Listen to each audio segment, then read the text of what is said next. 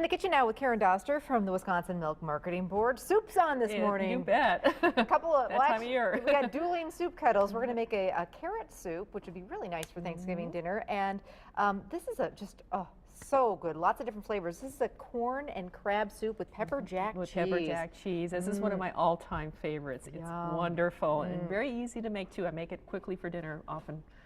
In the evening, so Sounds especially good this to time me. of year. Yeah. So anyways, what we're going to start with is a big soup pot, and we have a couple tablespoons of butter melted. So you're going to add one big onion that you've chopped up and about 3 cloves of garlic. And you're going to let that saute for about 4 to 5 minutes till it starts getting golden and looks like it's cooked. Okay. So we'll start with the onion at home for a few minutes, then add your garlic. Right. Now let's talk about, while this is hanging out here a little bit, the thickener for the soup. How are we going to thicken it? In this case, we actually have some half and half, so it's actually a lower fat instead of the heavy cream type of dairy product, and 2 tablespoons of cornstarch. So we're adding this towards the end, and it thickens up really well, and you could add your cheese similar to what you did when you made your white sauce. Do you add the cornstarch to this? You mix it into, yes. You mix it into, so let's go ahead and do that. Yeah, we can go ahead and do that. Now, also for this soup, and Ann was the first thing she said, imitation crab meat. Well, you know what? In some recipes, it actually works better. It holds up better. So you know what? Don't put your nose up to it, because I know in some recipes, fresh crab meat is much better. But in soups like this, where it's gonna, you don't want it to disintegrate. Yeah. It actually is very low fat. It's very healthy, high in protein. So it's a really good choice. Not very expensive either. And yeah, exactly. Very, very reasonable. So we've just got some. Is this just the flaked crab yeah, this meat? is the chunk style, so you want to just kind of rough chop it. Okay. We can get that ready too while the onions are cooking.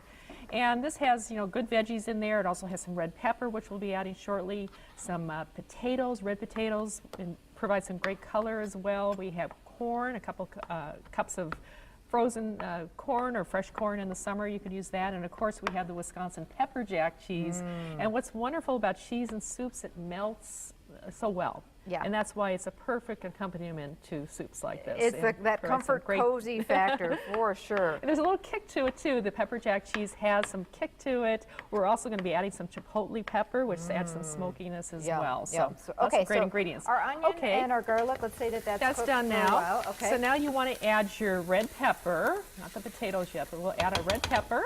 Get that in there. You can add that. And also a can of chicken broth, just 1 14-ounce can. And we only did a little bit of butter, so although this seems like a really decadent soup, really there's just not a ton of butter in here. No, not at all, and no added salt or pepper either. So we have some chipotle pepper, which is the one that comes in the can in the adobo sauce. It provides a little kick, about 3/4 teaspoon, a teaspoon of cumin, and about a cup of water. We want to bring that to a boil.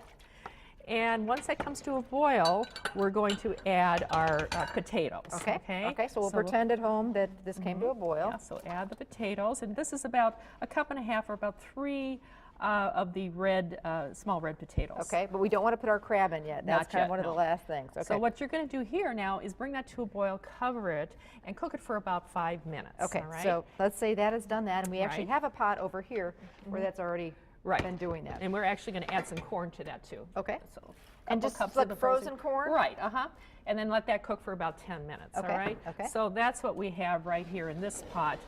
All of that is finished, okay? Now we're going to add our half and half. With our cornstarch. With the cornstarch, and add that to the pan there and mix that in.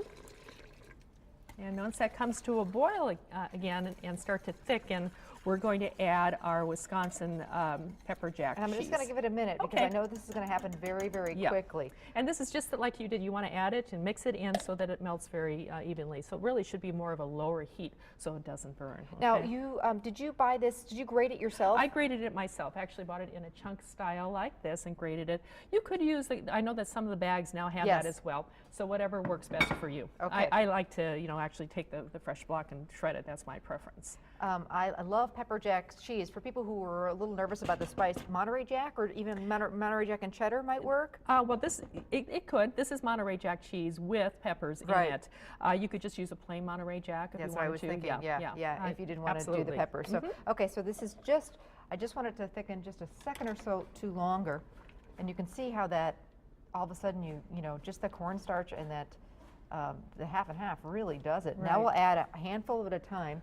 Right. The pepper jack cheese. Pepper jack cheese, and just so that mixes in. And it melts really easily if that's nice and hot in there. There we go. All right.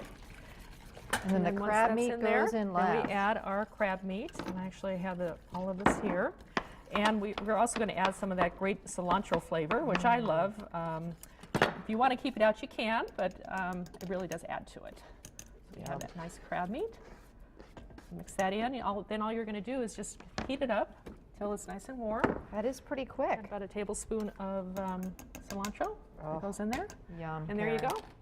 That looks fantastic. Talk about a soup that's going to really wow everybody. If you have, you know, I always tell people I think a fun way to entertain is to do a soup party where everybody brings a slow cooker full of a different type of soup. It's an inexpensive way to entertain, and soup is very on trend these days, you know. And boy, do this soup in your slow cooker, I think you'd take the soup of the night for sure. It seems like it's a real decadent, expensive soup, and it really is. And it makes a pretty whole reasonable. meal. So Yeah, it's a yeah, really just great. Crusty bread, and you're good to go. So we have some of this soup already, Right. and I want to show you how it all turns out.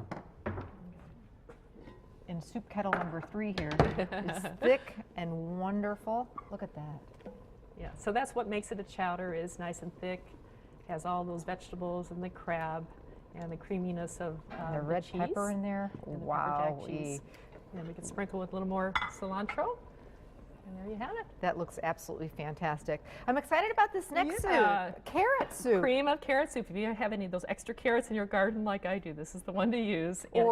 And it also has, you know, you can use low-fat or fat-free milk, cottage cheese, Ooh. and a little bit of yogurt in there too. Sounds like a nice soup for Thanksgiving. That's really right. nice. Yeah, I don't have them in our garden, but I always have bags of carrots in that drawer in the fridge, so that need using. So stick around. We'll show you how to make it coming up.